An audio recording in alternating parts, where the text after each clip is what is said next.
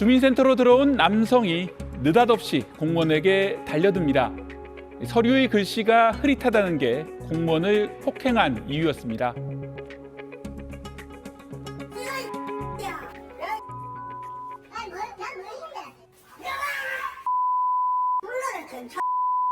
왜 때리는데 왜? 또 다른 주민센터, 민원인이 바닥에 담뱃불을 비벼 끄는데요. 말리는 직원에게 급기야 주먹까지 휘두릅니다. 3년 전 조사를 보면 지방 공무원의 30%가 성희롱을 당한 경험이 있었고 언어폭력 경험은 86%나 됐습니다. 저를 엄청 이제 깔보는 듯한 이런 말들을 처음 저도 직접적으로 들은 거예요. 그러니까 이런 막 에르메스를 너가 들어봤어? 그래서 열심히 일을 하는 것뿐인데 내가 이렇게 막 자존감이 깎이는 이런 것들을 해야 될까? 갖가지 민원에다 쥐꼬리 월급, 답답한 조직 문화는 젊은이들이 공무원을 기피하는 원인으로 작용하는데요. 부하 직원들이 돌아가며 상사에게 밥을 사는 간부 모시는 날까지 운영하는 곳도 있었습니다. 급여가 더 적고 낮은 환경에서 일을 하는데 우리는 사비를 모아서 식사를 제공하는데 이건 불합리한 거 아니냐. 그럼 어떻게 혼자 밥을 먹습니까? 한동안 시들했던 공무원 인기, 그런데 최근 들어 다시 살아날 조짐이 보입니다. 교육 서비스 업체 에듀윌에 따르면 지난해 4분기 구급 공무원 과정 신규 가입자가 1년 전 같은 기간보다 26%나 증가했는데요. 악성 민원인들이 갑자기 사라졌다든가 조직 문화가 확 바뀐 건 아니겠죠. 다만 정부가 내년부터 구급 공무원 초임을 세전으로 월 300만 원에 맞추겠다는 발표가 있었고요.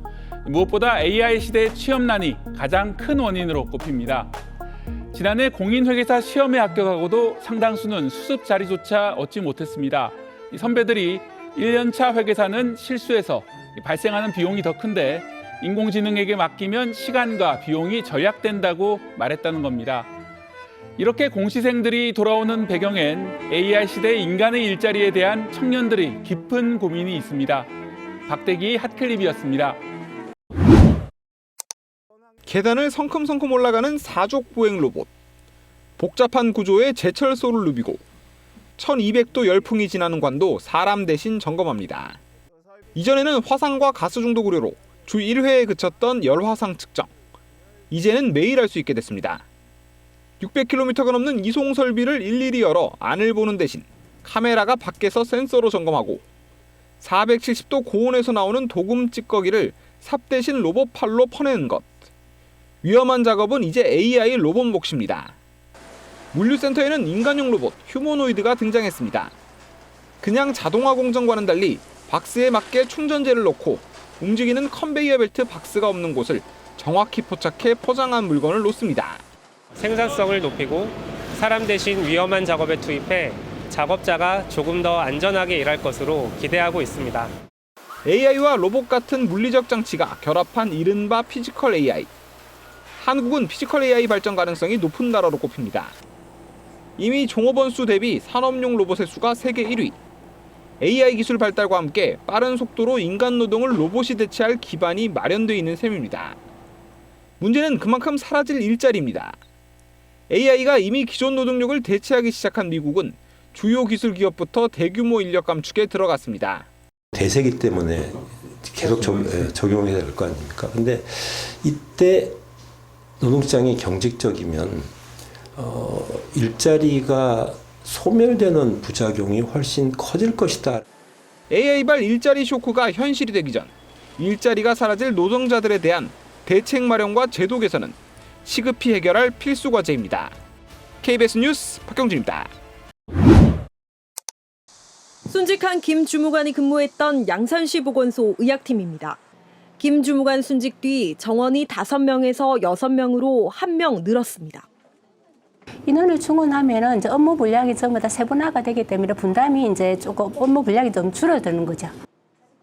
인구에 비해 부족한 지자체 공무원 정원이 과도한 업무의 원인입니다.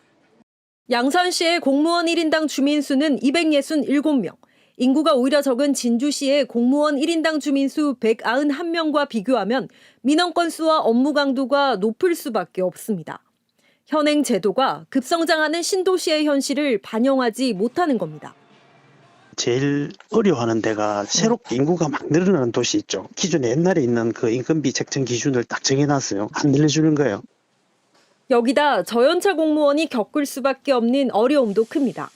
진상조사위원회는 김 주무관이 6개월 만에 급작스런 보직 변경에다 의사와 약사 등 전문직을 상대로 지도 단속을 하면서 저연차 직원으로서 업무 부담이 컸다고 지적했습니다. 이 같은 비극을 막기 위해 저연차 직원에게 책임부터 지우기 전에 선배를 보고 배울 수 있는 시간이 필요하다고 제안했습니다. 최근 4년 동안 공무상재해가 인정된 공무원 자살 순직자는 66명. 이 가운데 전체 33% 이상이 재직기간 5년차 이하 공무원들이었습니다. 저연차 공무원들이 기피 업무와 책임을 다 떠안는 이런 환경을 바꾸려면 공무원 수 자체를 확충하고 노동 조건을 개선하는. 인사혁신처는 최근 저연차 공무원들의 이딴 비극을 막기 위해 새 기준을 신설했습니다. 민원창구나 재난안전대응 등 경무 또는 기피직위에 장기 재직자를 우선 보직한다는 겁니다. 하지만 이 기준은 국가공무원 임용규칙에만 반영됐을 뿐 민원과 지도단속 업무가 많은 지방직 공무원은 포함되지 않았습니다. KBS 뉴스 김소영입니다. 네, 그러면 이 사건을 취재한 김소영 기자와 보다 자세한 이야기 나눠보겠습니다. 김 기자, 민원창구 공무원들이 악성 민원에 노출되는 실태는 익히 잘 알려져 있는데 보건소 의학팀 공무원들도 마찬가지라고요? 네, 민원창구 악성 민원은 주로 폭언이나 폭력의 유형으로 나타나죠. 이 병의원과 약국을 단속하는 보건소 의학팀 공무원들도 자주 악성 민원에 노출됩니다. 이 숨진 김 주무관의 경우 야간에 안마시술소 단속을 나가고도 이 퇴폐 행위를 적발하지 못하자 반복 민원에 노출됐습니다. 전공의 파업 기간에는 약사들의 이 휴대전화 번호를 확보하는 과정에서 항의를 받기도 했고요.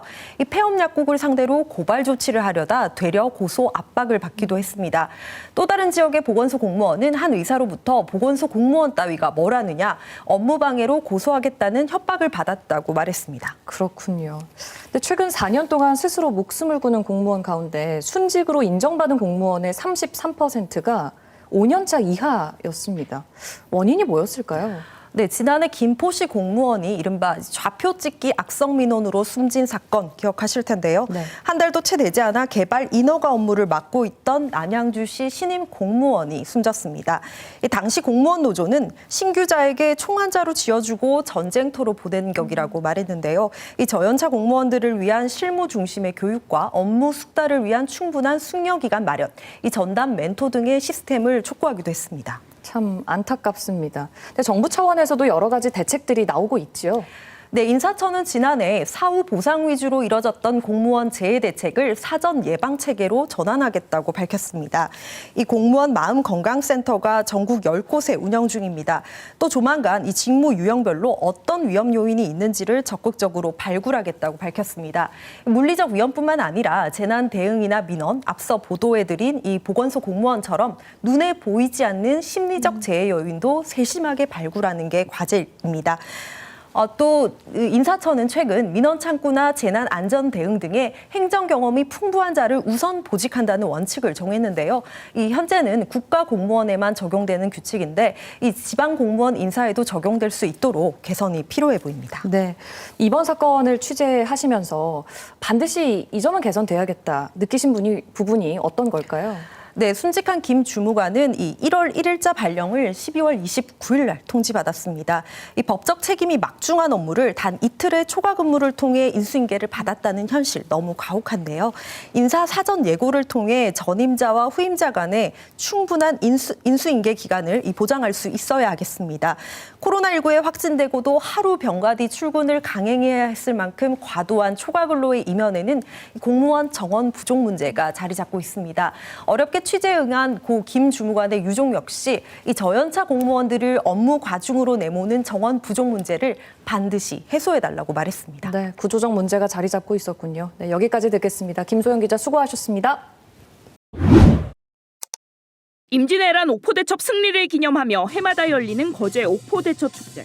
지난해 축제 사흘 동안 공무원 184명이 투입됐는데 행사 주간 부서뿐 아니라 도로가가 노점상 관리에, 자원순환과는 현장 쓰레기 관리에 직원이 동원됐습니다. 호우와 강풍 같은 날씨에 따라 비상대기도 밤낮을 가리지 않습니다. 면피식 행정을 위해서 이제 하위직 공무원들을 갈아놓고 하다 보니까 특히 비상근무는 언제 이제 발생을 할지 모르니까 아이를 키우시는 분은 굉장히 힘들어하고 있습니다.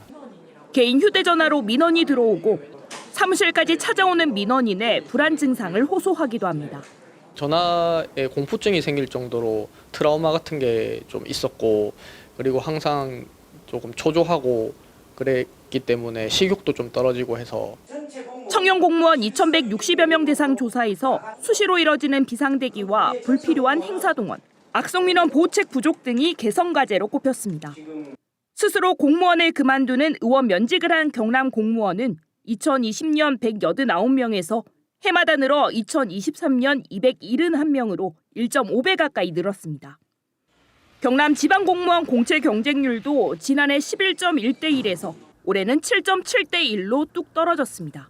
유능한 인재가 많이 들어와야 질 높은 대국민 행정 서비스가 이루어질 거 아닙니까? 국민들한테 피해가 돌아가는 거죠. 공무원 노조는 청년 공무원 노동 환경을 바꾸기 위해 단체 교섭과 노사 협의회를 할 계획입니다. KBS 뉴스 김효경입니다.